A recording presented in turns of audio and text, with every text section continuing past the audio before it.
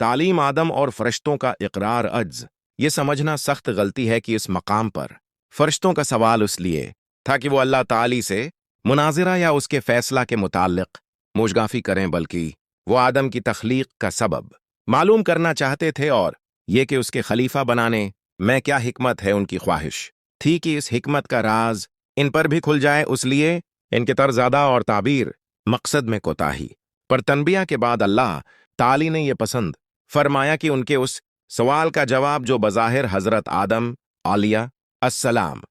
کی تحقیر پر مبنی ہے، عمل و فعل کے ذریعہ اس طرح دیا جائے کہ ان کو خود بخود آدم علیہ السلام کی برتری اور حکم الہی کی بلندی اور رفعت کا نہ صرف اعتراف کرنا پڑے بلکہ اپنی درماندگی اور عجز کا بھی بدیہی طور پر مشاہدہ ہو جائے۔ لہذا حضرت آدم علیہ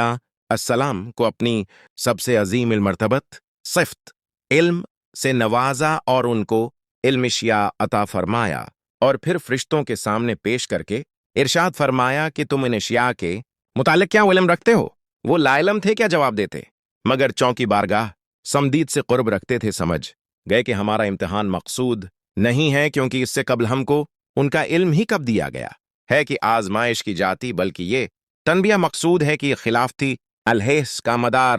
کثرت تسبیح و تحلیل اور تقدیس و تمجید پر نہیں، بلکہ صفت علم پر ہے، اس لیے کہ ارادہ و اختیار قدرتی تصرف اور قدرت اختیار، یا دوسرے الفاظ میں یوں کہیے کہ حکومت ارضی صفت علم کے بغیر ناممکن ہے۔ پس جبکہ آدم علیہ السلام کو اللہ تعالی نے اپنی صفت علم کا مظہر تم بنایا ہے، تو بلاشبہ وہی خلافت ارضی کا مستحق ہے نا کہ ہم، اور حقیقت بھی یہ ہے کہ ملائکہ اللہ چونکہ اپنی خدمات مفوضہ کے علاوہ ہر قسم کی دنیوی خواہشوں اور ضرورتوں سے بے نیاز ہیں، اس لیے وہ ان کے علم سے بھی نہ آشنا تھے، اور آدم علیہ السلام کو چونکہ ان سب سے واسطہ پڑھنا تھا، اس لیے ان کا علم اس کے لیے ایک فطری امر تھا جو رب العالمین کی ربوبیت کاملہ کی بخشش وہ عطا سے عطا ہوا، اور اس کو وہ سب کچھ بتا دیا گیا جو اس کے لیے ضروری تھا۔